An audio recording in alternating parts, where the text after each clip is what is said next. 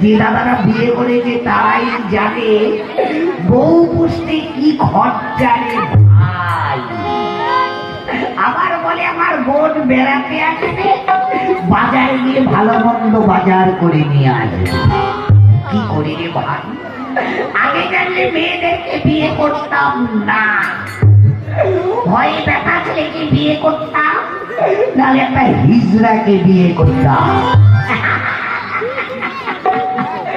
হিজড়াকে বিয়ে করলে ভালোই হতো, যে বাড়িতে ছেলে মেয়ে হইত সেই বাড়িতে আমার হিজড়া বউ দিয়ে হাত তালে দিয়ে বলতো, তোর ঘরে ছেলে হইল না, মেয়ে হইল না, 10,000 টাকা দে, অভিশাপ দিব।